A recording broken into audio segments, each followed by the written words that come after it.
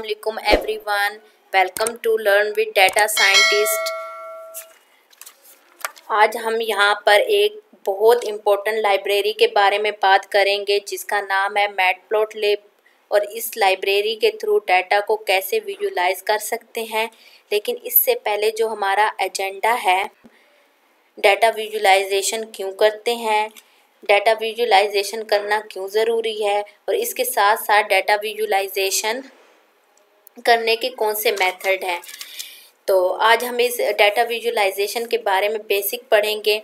तो हम आ जाते हैं कि why data visualization is important because it make complex data easier to understand। Data visualization की मैं आपको एक एग्जांपल देती हूँ कि जो हमें एक कंपनी का डाटा मिलता है जो बहुत कॉम्प्लेक्स और लार्ज डाटा सेट होता है। उस डाटा सेट को हम जो है कि उसमें हर मंथ का हमारे पास डाटा होता है, हम उस डाटा को विजुलाइज करते हैं ताकि हम उसे इजीली समझ सकें और अंडरस्टैंड कर सकें और एनालाइज कर सकें। देन हम आ जाते हैं कि what is data visualisation. Data visualisation होता क्या है?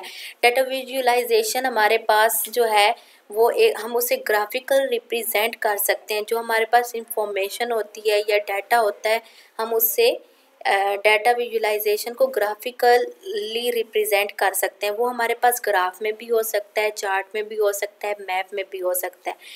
देन हम आ जाते हैं कि इसकी types of data visualization in Python, कि पाइथन में डाटा विजुलाइजेशन की कौन कौन सी टाइप्स हैं। तो हमारे पास मैटप्लॉटलिब है, सीबॉर्न है, पांडास विजुलाइजेशन है।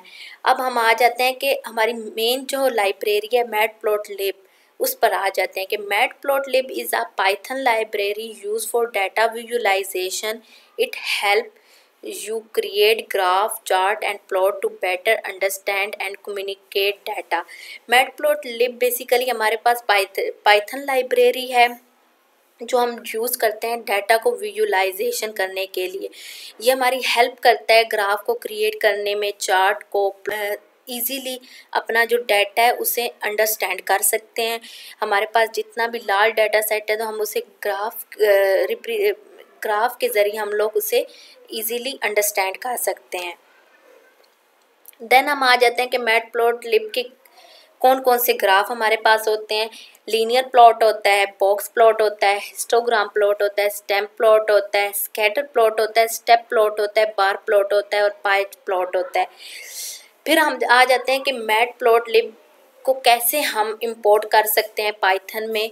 तो बेसिकली पाइथन में हमें डाटा इंपोर्ट करवाने के लिए मैटप्लॉट को इंपोर्ट करवाने के लिए हम import matplotlib.py plot as plt लगाते हैं। तब भी हमारे जो हैं ग्राफ और चार्ट जो भी प्लॉट होंगे तब भी वो रिप्रेजेंट हो सकते हैं। आज की जो वीडियो है जिसमें हमने ये सब चीज़ें कवर की हैं, आई थिंक ये लेक्चर आपको क्लियर हो गया होगा। मैं बात करना चाहूँ मशीन लर्निंग के बारे में या डीएस के बारे में। सबसे बेसिक जो चीज़ होती है वो मैटप्लॉटलिब होता है क्योंकि ये डाटा को विजुलाइज करने में हेल्प देता है, इसलिए इसके बेसिक के बारे में आपको मालूम होना चाहिए। मिलते हैं नेक्स्ट वीडियो में। अल्लाह हाफिज़।